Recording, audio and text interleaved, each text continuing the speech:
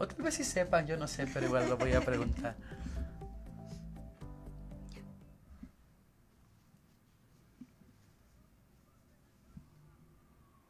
¿Me avisa? ¿Ya? Buenas, estamos ya al aire. No, perdón, disculpen la desconexión. No sabía que la productora me indicaba que ya estamos al aire. Buenas tardes, bienvenidos, bienvenidas a Antropología en 35 milímetros. Este espacio que es un acercamiento a los temas antropológicos. El día de hoy, pues, tenemos una invitada súper especial. Estamos con Lucía Chávez.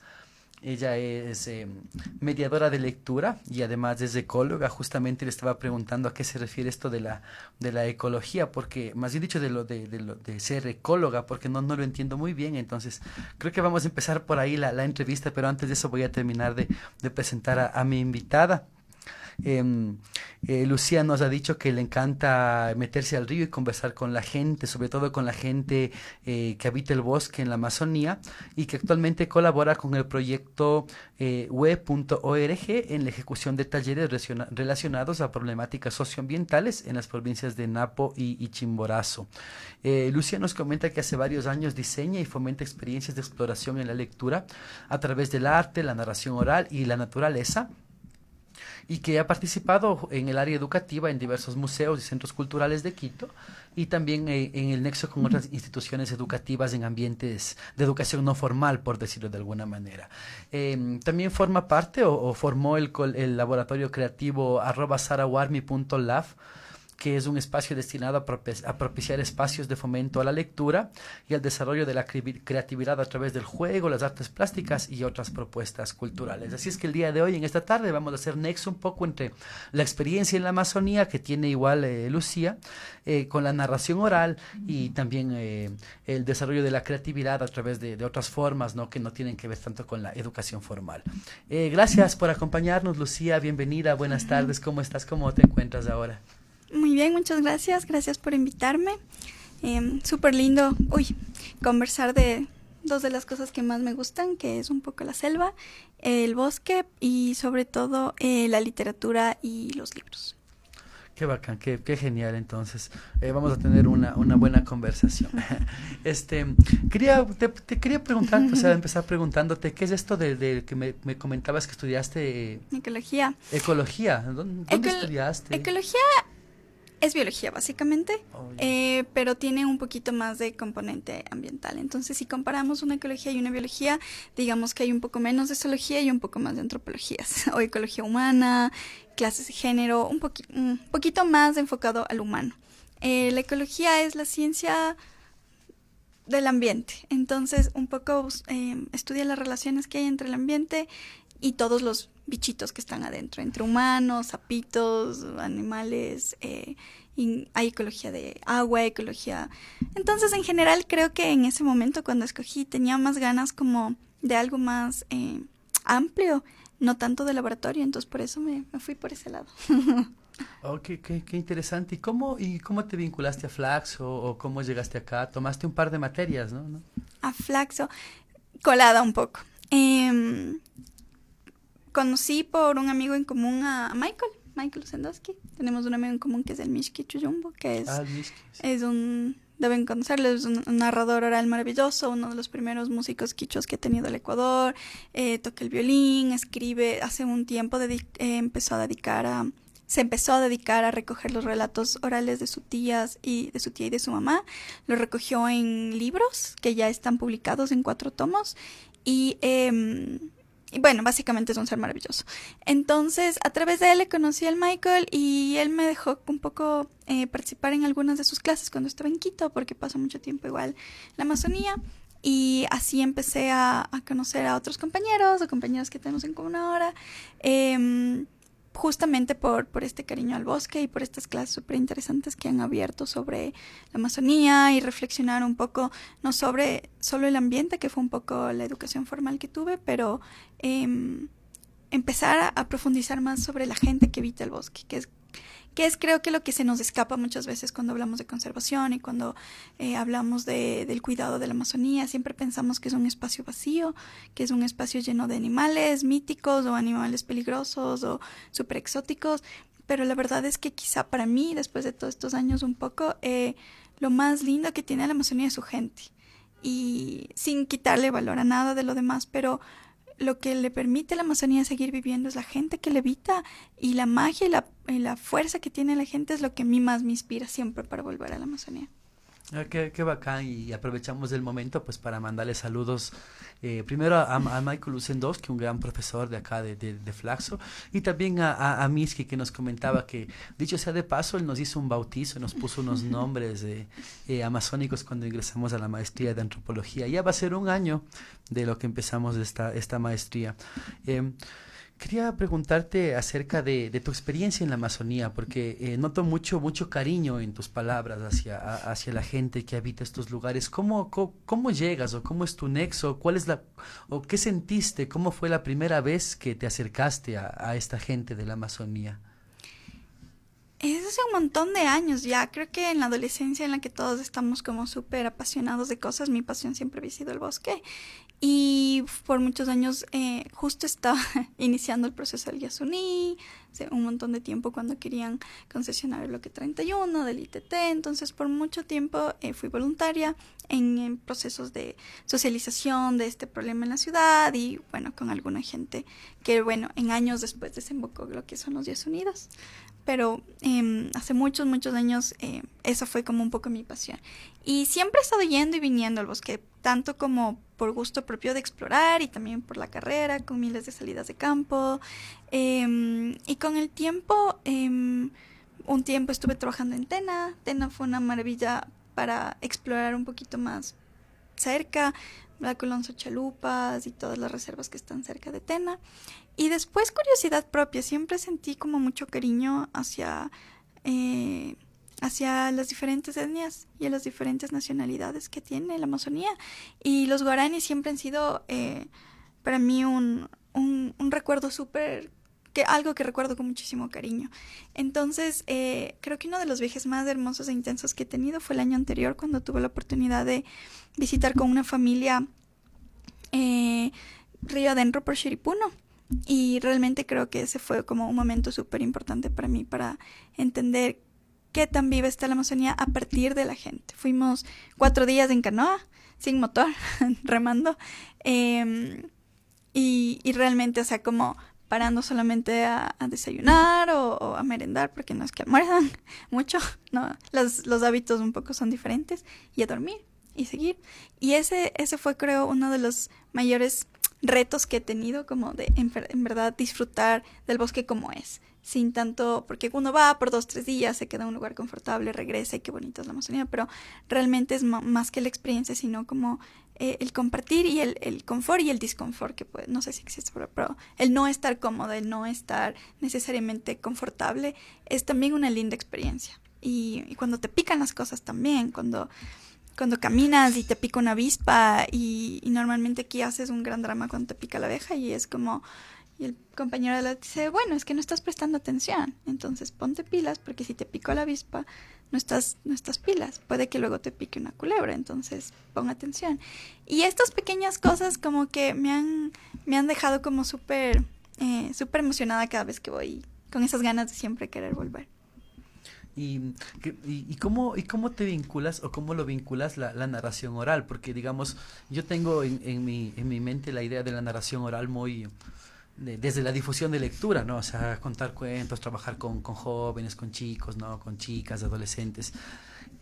Pero entiendo que en la Amazonía tienen muchas clases también de narración oral, que no necesariamente tienen que ver con la difusión de la lectura, sino con, no sé, con actividades de encuentro mismo que tienen estos pueblos, ¿no? Entonces, ¿qué tipo de narración oral es de la que vamos a hablar en esta tarde? Creo que las historias, y justo les traje algo para compartir que les voy a mostrar. Hasta eso te recordamos que nos puedes sintonizar en Twitter, en @FlaxoRadio, en Facebook también en Flaxo Radio, en YouTube en Flaxo Radio, y en Instagram también nos encuentras como Flaxo Radio. Estamos con Lucía Chávez, con Sara Warmi, en las redes sociales la pueden encontrar, que nos está comentando acerca de narración oral y también de mitos y tradiciones en el Alto Napo, en el Ecuador. Yo creo que el tema de las historias trasciende los idiomas, los lenguajes y las formas de expresión. Las historias permean cada tipo de sociedad. Y justo el otro día encontré algo súper lindo que les quería compartir.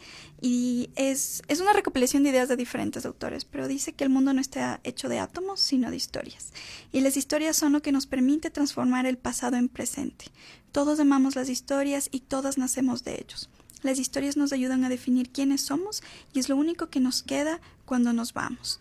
Entonces, básicamente, no importa si es que puedes escribir la historia o la puedes narrar, pero todos somos historias. Y la narración oral que prime en la Amazonía, porque es los lenguajes y los idiomas que hay en la Amazonía no son escritos, permite que haya una forma diferente de recordar y de guardar el conocimiento.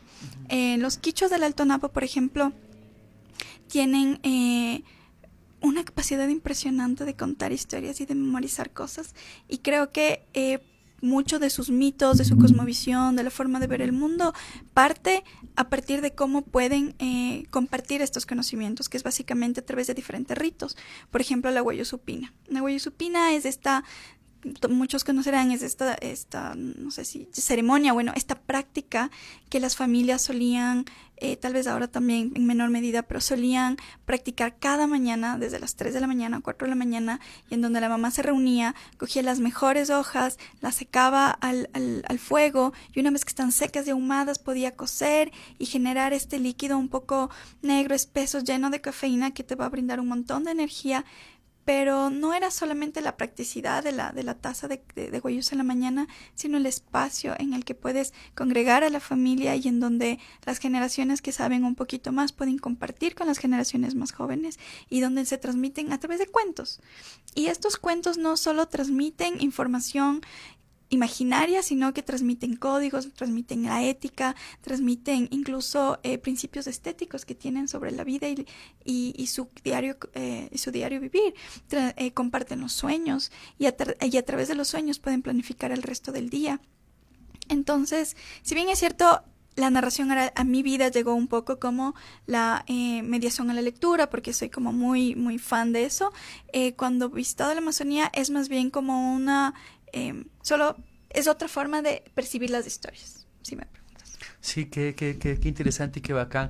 Justo me llama bastante la atención en estas historias amazónicas, ¿no? Esta idea o estas continuidades entre ser historia y también entre ser historias, ¿no? Y también ser como ser los animales, como ser las plantas que habitan, ¿no? Como esta concatenación, o sea, es decir, que no están en mundos separados, porque de pronto nosotros acá en Quito o en la ciudad tenemos las cosas muy, muy separadas, ¿no? Esto es literatura, esto es biología, esto es ecología, pero realmente otras concepciones, otros modos de ser, otros modos de habitar, no tienen estas concepciones o estas diferencias rígidas entre una cosa y la otra, sino que son continuidades de alguna manera, ¿no? Entonces, como tú dices, entonces, o más bien dicho, quería preguntarte, ¿cómo o que nos cuentes cómo se relacionan de esta manera las diferentes formas de ver el mundo y cómo aparecen estas formas en sus cuentos, o no sé, cuáles crees que son algunos relatos importantes como para entender un poco estas formas de habitar que son distintas a las nuestras. Yo me imagino que hay un montón de formas de responder esa pregunta. Yo me iría un poco más usando lo del mito poético de la creación, que cada sociedad en teoría va a tener como su forma, cada sociedad va a crear su historia de cómo se generó esa sociedad o ese grupo humano. Entonces con los naporrunas, ellos también tienen su mito de creación y su mito de creación se comparte con muchos otros pueblos amazónicos. Entonces, una de las historias que tal vez dan origen a todas las demás historias es la historia de Iluku. Iluku es el origen o la madre de los quienes serían después los habitantes del Alto Napo.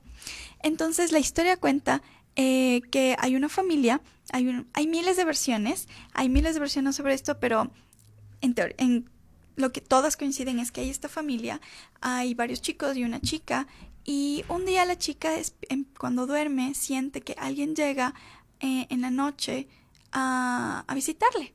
Y en la noche se llega a ella, pero ella no sabe quién es. Y por varias noches sucede esto y ella empieza a preguntarse quién es esta persona que llega a mí. Básicamente tienen sexo con ella, pero ella está muy dormida, que no sabe bien exactamente qué está pasando, y decide que lo que va a hacer es hervir unas semillas de huitoc, con frutos de huitoc, y hacer esta tinta negra con la que las mujeres se pintan la cara. Y cuando esta persona llegue, si logra despertarse un poco, va a coger el huitoc y le va a marcar la cara. Y con eso va a saber al día siguiente quién es esta persona. Al día siguiente, cuando ella se levanta, se da cuenta que la persona que solía llegar a su cuarto era su hermano. Entonces hay muchas relaciones de incesto, por ejemplo, en los mitos tradicionales quichus y en muchos otros amazónicos, muy común. Y en muchos mitos en el mundo. Uh-huh. Entonces, la familia se da cuenta, pasan unos meses, ella se queda encinta, la familia se da cuenta que es del hermano y el hermano siente vergüenza y él decide que debe dejar la casa. Entonces hay varias versiones, pero una de las versiones es que el hermano coge un montón de flechas y las lanza súper lejos del cielo, y mientras estas flechas siguen saliendo una tras de otra de su arco, él es capaz de coger estas flechas y subir. Y le dice a la hermana, ok, vamos a estar juntos, así que por favor, vístete, ponte tu falda, arréglate y nos vamos a ir juntos. Y la hermana decide que va a ir con él y empieza a arreglarse y empieza a tratar de coger algo y se trata de ponerle falda, pero todo el tiempo la falda se le cae y se va retrasando y se va retrasando. Y con el tiempo, él logra llegar al espacio, pero ella se queda en la mitad y las flechas empiezan a caerse, pero ella no logra llegar hasta el cielo. Y la hermana se cae y se queda súper triste porque se queda sola. Entonces se queda rechazada de su familia, se queda sin su pareja, su hermano, que además es su marido ahora. Y este es el origen del pájaro que se llama iluku en quichua, o el putú, que le conocen en español, y es un pájaro que se pone a la punta de un árbol y cada vez que hay luna nueva, el pájaro canta. Entonces la tradición dice que ella llora cuando su marido sale, porque el marido se convirtió en la luna. Entonces en la tradición quichua, la luna va a ser una personificación masculina, contraria a lo que nosotros pensamos que es femenina. Y cuando la luna sale, ella le recuerda y llora y canta. Y le canta con pena. Y cuando tú te fijas en la luna, que tiene unas marcas, aparentemente es el huito que la hermana le puso para reconocerle. Wow, y además que en la Amazonía se ve la luna súper grande, no se ve tan lejana como acá en la ciudad. Y qué interesante, recordaba lo que nos leías, eso que decías, somos historias. ¿De quién es ese párrafo que nos leías? Me sonaba muchísimo a Walter Benjamin, no estoy seguro. Es de un montón de gente. Hay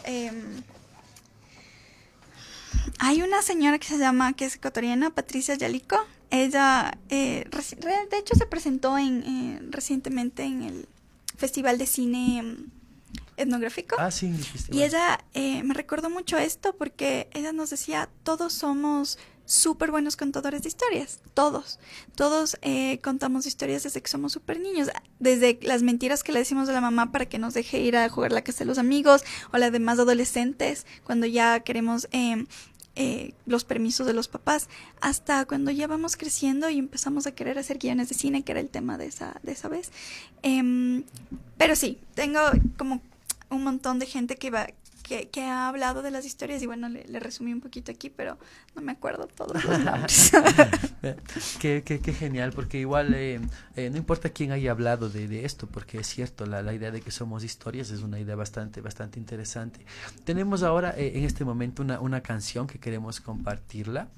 Vamos a ponerla desde la cabina de producción. Agradecemos a Marianela por el apoyo y a Flaxo Radio. Vamos a sonar el primer tema, que igual es de Mishki. Nos habías mandado música de Mishki, entonces la vamos a escuchar en esta tarde. Entonces,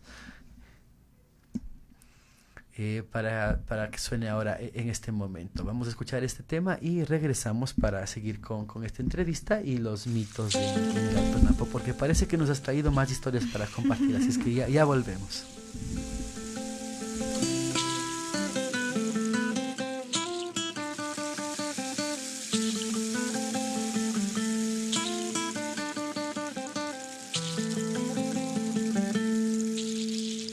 Charapashungu tachukuama, charapashungu tachukuama, kanda ukta kungaringa, kanda manayu yaringa, kanda ukta kungaringa, kanda manayu yaringa. Wanyi punjaga mami, kangwa kausasa yu yarkani, kunang ichusha maita shariskangi. Kang ruras kachagraguna, kang balya chapawaguna lya, kaibi sakiringa, wakanayak mi warmi, charapashungu tachukuama, charapashungu tachukuama. Kanda ukta kungaringa, kanda manayu yaringa, kanda ukta kungaringa, kanda manayu yaringa.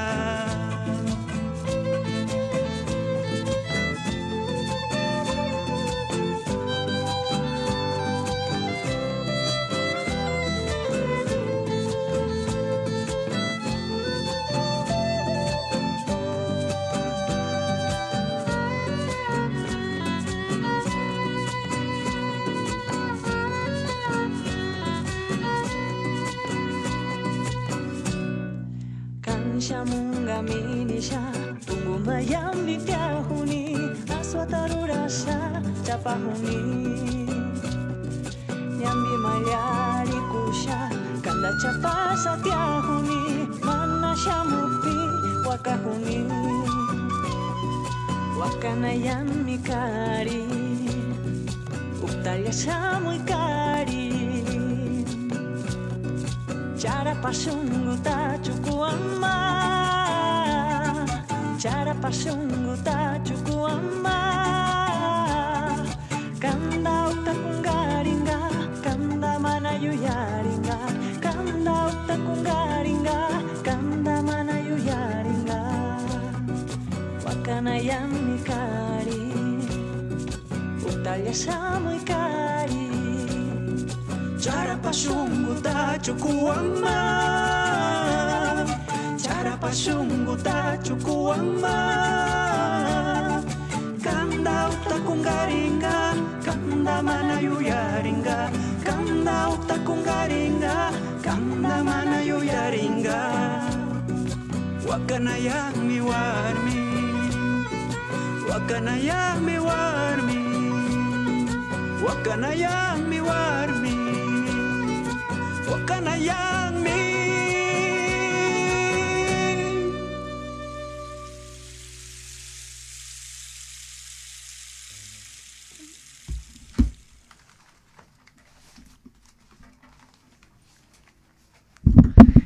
Muchas gracias por acompañarnos. Estamos de regreso en Antropología en 35 milímetros.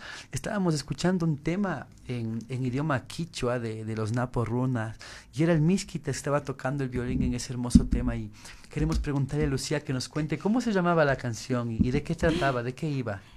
Vamos a tener una canción con Mishki, pero justo la que estábamos oyendo es una canción de Cambak. Ah, ya. Cambak Nadino Calapucha es un autor quichua muy contemporáneo que está causando sensación en la juventud quichua y mestiza también. Es una canción que habla de amor. Entonces dice Charapashungu es el Shungu, bueno, corazón de Charapa. La Charapa es una tortuga amazónica. Básicamente él quiere decir que quisiera tener un corazón de tortuga para no sentir el dolor que tiene porque su pareja le dejó. Y es una canción que utiliza el violín. El violín quichua tradicional tiene 3 cuerdas. El violín que Nadino utiliza es un violín tradicional, un violín regular. ¿Y no era el violín de Mishki? Porque yo le vi en el video. Ellos dos tienen una canción juntos, que es Lumu Mama, que es una canción súper tradicional del mundo quichua, compuesta y creada por Mishki. Hay una reinterpretación desde Cambak y luego hay una que hacen juntos. Entonces la que vamos a escuchar es la que hacen juntos. Y Mishki tiene su violín tradicional, pero Cambak utiliza ya el violín contemporáneo.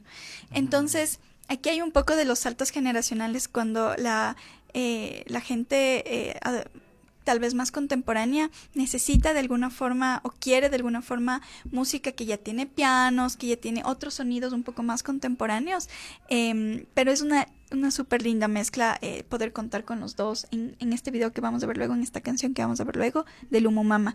Pero esta que acabamos de escuchar es una canción de amor, es una canción de pena más bien.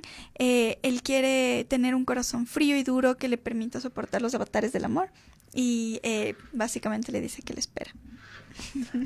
Y qué interesante igual esta relación con la tortuga, ¿no? Como comentábamos en la Amazonía, las personas que habitan ahí no tienen una distinción pues entre los sentires y las formas de animales, plantas y humanas, ¿no?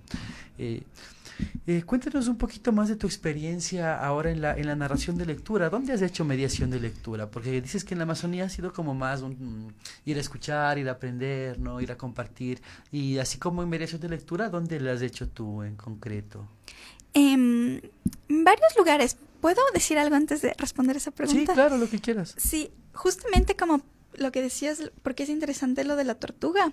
Las tortugas y los reptiles son animales que tienen sus huevos, los dejan y se van, básicamente, ¿no es cierto? Los mamíferos son los animales como que tienen más cuidado parental con las crías, que se quedan más tiempo con sus crías, mientras que los anfibios y las lagartijas y todos estos bichitos más fríos se supone que no tienen este corazón y se va.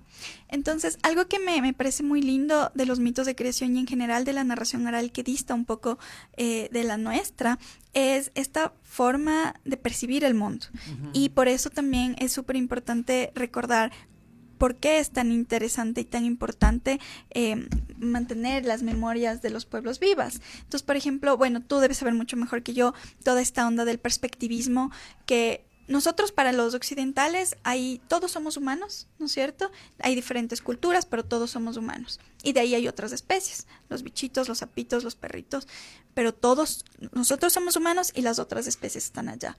Pero para las culturas amazónicas, tradicionalmente, tal vez para la gran mayoría, no, todos somos una cultura humana, atrapados en diferentes cuerpos. Y es por eso también que hay algo súper lindo que me parece de la narración oral, que son los idiófonos, o que es esta capacidad de darle a otros seres la misma categoría que tú tienes como humano. Entonces es por eso que, no sé si ustedes oyeron a sus abuelos o incluso en la Amazonía también, cuando alguien está contando una tradición, es como iba en la canoa y chuc, chuc, chuc, chuc, así hacía el agua. O en la sierra también. Mi abuelo siempre que me contaba alguna cosa, y el pajarito chic, chic, chic, chic, chic, chic, iba haciendo. Esta forma de darle, de dejarle expresarse a esta otra entidad y de dejarle hablar por ellos mismos, es lo que luego los antropólogos y esta gente un poco más técnica le llamaba el perspectivismo, pero que tiene un montón de sentido y que es una de las cosas que yo más rescato de la narración oral, porque muchos de los cuentos, al menos de los cuentos quichos, son un poco brutales. O sea, son cuentos que al principio uno le dejan como pensando todo este tema súper, a veces de los... tienen siempre una necesidad de hablar mucho de los genitales, de las relaciones incestuosas, de los asesinatos de madres de hijos, de padres de hijos. O sea, pero no es solamente con eso, sino también con los animales, cómo los animales tienen la misma categoría. Por eso cuando estamos hablando en español, el humano tiene manos y el animal tiene patas, siempre tiene otra categoría, mientras que en el quichua no, y en otros idiomas también.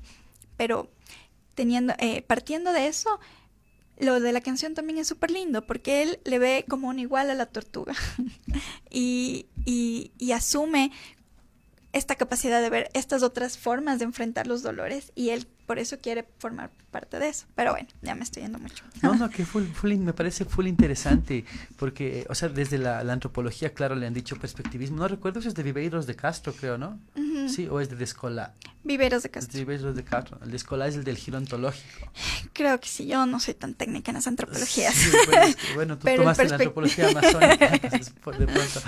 No, pero desde la literatura también es bastante interesante cómo, igual cuando se adaptan estos sonidos de la naturaleza, ¿no? Y todo eso, le llaman pues la típica onomatopeya, ¿no? Entonces igual hay muchos poemas, muchas novelas que son bastante enriquecidas por estos sonidos del ambiente, de la naturaleza. Entonces me acuerdo, por ejemplo, el primer cuento cuento del hombre muerto a puntapiés de Pablo Palacio, que empieza entonces justo con un golpe y un sonido onomatopéyico ahí de los puntapiés que le están dando. Entonces igual es esta riqueza también, digamos que en la literatura también tiene un nombre técnico, ¿no? Pero que en las historias orales más bien fluye del vivir cotidiano, es una cosa que no atraviesa un academicismo, ¿no?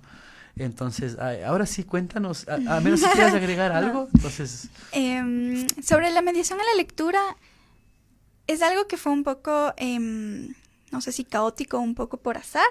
Las historias me han atravesado a mí desde que soy súper chiquita, pero en algún punto, trabajando en centros culturales y en museos, me di cuenta, primero del arte como herramienta pedagógica, porque no soy nada artista, pero ni artística tampoco, pero el arte en sí tiene una capacidad catártica que es innegable y que es maravilloso poder ofrecer esa oportunidad a que las personas comunes y corrientes puedan empezar a experimentar eso para empezar a expresar cosas, porque ya si nos queremos poner así como un poco más filosóficos, como decía Nietzsche, la única justificación que tiene el ser humano es la creación, pero la creación no tiene que ser tan pulida y maravillosa y todos vamos a crear obras de arte, pero sí todos tenemos la capacidad de crear. Entonces a mí me daba una gran frustración cuando estaba en un museo y la gente pensaba que no podía entender una obra de arte porque no la entendía, y tener la idea de que solo estas personas como que tienen estas características son las que van a entender las obras de arte, y eso no es así. El arte está ahí, si te conmueve, si no te conmueve, no te conmueve, y no hay nada que entender. Entonces mi lucha era en ese momento en el departamento educativo ofrecer herramientas para quitarnos esos miedos de poder apreciar las cosas que están ahí para nuestro disfrute y sin el miedo de entiendo o no entiendo. Y a partir de eso darme cuenta que el miedo que tenemos a la hoja en blanco es el mismo miedo que también pueden tener los artistas. Si es que no nos dicen qué hacer, tenemos esa aprensión de no poder enfrentarte a la hoja en blanco. Entonces, lo que sí me cambió un montón es la relación que tenía este centro cultural con la biblioteca. Entonces, teníamos era una relación muy estrecha y empezamos a hacer actividades de arte con libros y con narraciones. Y a partir de eso desembocó en un montón de otras cosas, de darme cuenta que en mi vida personal los libros y las historias habían formado parte transversal desde que era súper chiquita, y luego empezar a recordar cuál es mi historia lectora y preguntarle a la gente que está cerca mío cuál es su historia lectora. ¿Le gusta leer o no le gusta leer? Si no le gusta leer, no significa que usted no es un lector potencial, simplemente que no ha encontrado un libro que le conmueva. Y a partir de eso, preguntarnos qué pasó en nuestra historia lectora que no nos permitió engancharnos con la literatura de alguna forma. Y a partir de ejercicios pequeños como esos, darme cuenta que nos estamos perdiendo de un montón de cosas súper lindas, y a los niños que llegaban cada vez a escuchar las historias les costaba más tiempo poder estar quietos 10 minutos escuchando, porque todo transcurre tan rápido. Y ahí empezó mi curiosidad por querer buscar propuestas que les permitan a los niños y a los grandes también después empezar a recordar la importancia de escuchar historias. Y en un inicio todos coinciden en que si tú puedes enseñar a escuchar a niños o jóvenes, luego vas a leer. Pero el escuchar te permite bajarle la lectura de códigos, porque normalmente si un niño está súper estresado y no sabe bien cómo leer estos códigos que es la lectura, no va a disfrutar la lectura. Pero si tú le puedes enganchar en una historia, los códigos quedarán para después. Y sí, si lees mucho, después escribirás y tu gramática podrá mejorar. Pero en Saraguarmi, por ejemplo, que es esta propuesta de crear espacios, de diseñar actividades que se enfoquen primero en el disfrute. Mi propuesta es que si no disfrutas primero, todo lo que viene después es una carga y es un peso. Básicamente un poco, ha sido así como un poco caótico. Y ahora básicamente estoy tratando de dedicarme más tiempo completo a la narración, a la mediación lectora, diseño talleres para niños y para adolescentes, en relación a, por ejemplo, me encanta el libro álbum, me encanta compartir con niños y niñas, no solo leer historias en voz alta, pero también como trabajar con libros bellamente como logrados. Me gusta también hacer collage a partir de un cuento. Bueno, hay miles de opciones, todo depende del público del que vas y el público que tienes. Ahorita mi reto es los adolescentes, como trabajar con adolescentes porque es un poco más interesante los motivos que les conmueven. Claro, en esa edad de... bueno, es interesante en esa edad de la adolescencia un poco las historias como más de amor, a veces más románticas, pero también historias de terror son como bastante interesantes para trabajar con esa edad. Y qué bacán lo que dices, ¿no? La creatividad no tiene límites, ¿no? Y justamente la forma en cómo combinar la lectura con otras actividades creativas, pues me parece muy, muy, muy bacán. Aprovecho este momento para saludar a La Pájara Pinta, la campaña de mediación y lectura de la Casa de la Cultura Núcleo de Tungurahua, allá al Fernando Cerón, a la Casa de la Cultura Núcleo de Tungurahua, pues y a todo su equipo de trabajo que está trabajando siempre en mediación de lectura también en las comunidades de allá de Tungurahua, y también tiene una bonita biblioteca con muchísimos cuentos para que ustedes puedan acceder a ellos. Y entonces, cuando tú vas a la Amazonía, ¿no has llevado esas propuestas de ir con mediación de lectura, con creatividad, o vas más bien, como decías antes, a escuchar, empaparte de los mitos, o si has trabajado también en la Amazonía? Hemos estado tratando de trabajar un proyecto puntual de mediación lectora que estamos todavía tratando de construirlo con compañeros, porque realmente mis visitas a la Amazonía han sido normalmente en el marco de otros trabajos. Entonces, básicamente, parte de mis actividades facilito talleres y ejecuto talleres de distintas temáticas. Entonces, muchos meses al año, entre este año y el año anterior, ha sido dictar talleres de voluntarios internacionales sobre temas de acceso a recursos, agua, justicia social, entre otros. Y ese es el paso tan metida en eso que realmente no me da todavía mucho tiempo para el otro. De ahí en las otras visitas como más de exploración mías y personales han sido como... sí, he llevado cuentos, pero todavía de manera informal. Estamos todavía trabajando en una propuesta, todavía no voy a dar muchos detalles, pero cuando ya esté más lista les compartiremos. Pero seguimos trabajando, Sara Warmi, en este laboratorio creativo que busca hacer espacios para el disfrute, ¿no? y del arte sobre todo. Está siempre trabajando y estará pronto con novedades. Estamos llegando a la parte final de nuestro programa. Está acá ya el Javi Vázquez para el siguiente programa, La Casa de Burlesque. Invitados todos y todas a escucharlo. El día de hoy tenemos un programa interesantísimo sobre el parkour y esta movilidad callejera. Me acuerdo un tema de Nash Scratch, el rap cool, de seguro igual el Javi ahí lo conoce. Entonces, antes de pasar a la canción final de este programa, que vamos a poner el tema que habíamos dicho para despedirnos, quisiera que nos compartas alguna historia tal vez, o quieras, pues bien, el espacio es libre más bien, lo que tú quieras decir, lo que tú quieras contarnos. Hay algunas personas que nos están viendo ahora en vivo, entiendo que son varios de tus seguidores, de tus seguidoras, entonces es momento para que puedes aprovechar para comentarles cualquier cosa o contarnos una historia. El espacio es libre y después vamos con la canción. Lo que sí me gustaría contarles antes de irnos es que este sábado tenemos un evento que tiene que ver con narración oral y cambio climático y están todos y todas invitados. Es una actividad que Sara Warmi lo está haciendo en conjunto con Our Voice Climate y con Rebellion Ecuador, que son dos organizaciones que están trabajando temas de cambio climático. Gracias por la invitación.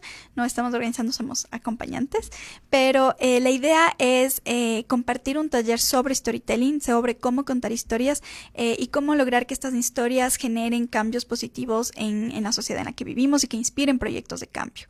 Esta actividad se va a realizar este día sábado de 10 a 12:30 en la Amazonas y Ventimilla. Tenemos toda la información en Facebook. Si ustedes buscan como storytelling, cambio climático, les va a salir el evento, o lo pueden buscar dentro del fanpage @sarawarmi.lab.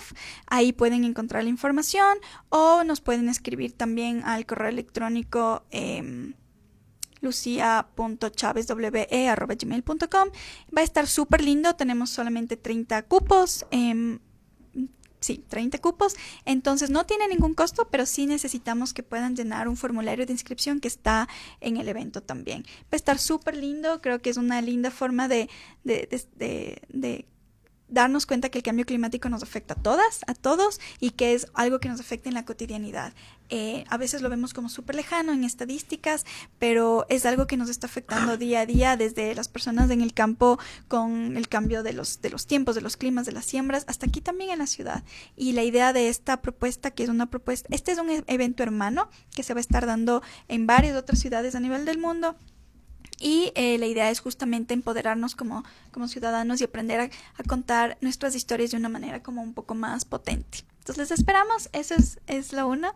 Y la otra, que es si es que tienen ganas de buscar espacios donde puedan leer o donde puedan diseñar nuevas propuestas relacionadas a la lectura y el arte, escríbanos. Nos pueden encontrar en Facebook como @sarawarmi.laf. Y esa fue la cuña.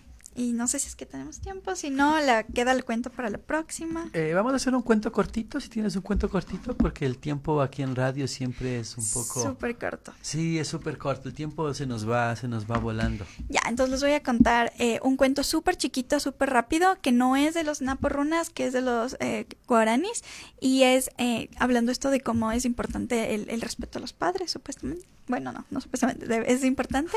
Entonces cuenta la historia de que todos los animales de la selva van a tener una fiesta. Y el único requisito era que tienen que avisar antes de salir, porque la fiesta iba a ser en la casa del señor Sapo. Entonces todos los animales tenían que llegar, pero el señor Sapo iba a hacer la fiesta, llevó a todos a la casa de la señora Araña. La señora Araña vivía en una telaraña súper grande y fuerte, pero parecía como que no iba a aguantar a todos. Entonces entraron el tapir y aguantó. Entró el chorongo, entró la guatusa, entraron todos. Al final entró el señor Sapo, pero no estaba muy segura. Puso una pata, puso la otra y la cuarta pata. Aguantó. Todos estaban súper felices en la fiesta, pero en algún punto el sapo vio que estaba por amanecer y decidió dejar un ratito la fiesta para poder cantar, pero no quería avisarle a nadie. Pero esa era la única condición de la fiesta. Nadie podía salir sin avisar. Entonces el sapo, así por donde entró, salió. Sacó una pata, sacó la otra. Y en el momento en el que sacó la última pata, empezó a caer, casi sin fin. Él no sabía qué había pasado. Pero resulta que Doña Araña movió la tela y la llevó a un lugar súper lejano en el espacio. Entonces, cuando él cayó, pasó un montón de tiempo cayendo hasta que llegó a la tierra y se aplanó. No se murió, por suerte, pero quedó plano. Y esa es la historia porque los sapos son planos. Me imagino que estamos hablando de una especie de reinela marina o algo así como medio aplanado, pero esta es la historia que me contó Kaguya Omaka.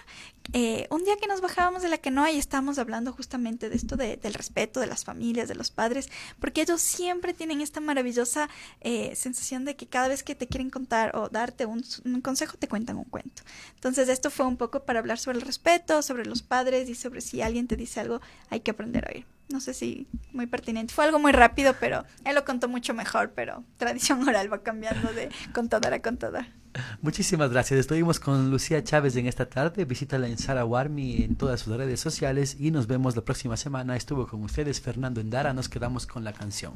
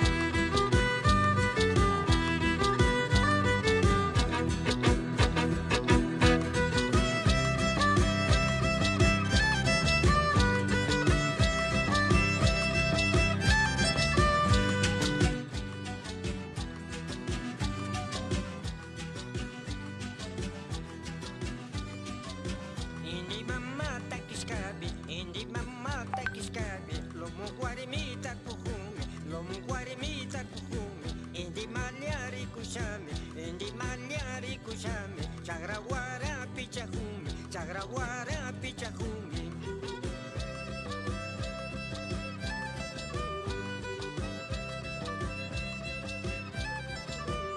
Musisari kushami Lo musisari kushami Sikipangai charinmi Sikipangai charinmi Nishamarita kijunga Nishamaritu shuhunga Nishamarita kijunga Nishamaritu shuhunga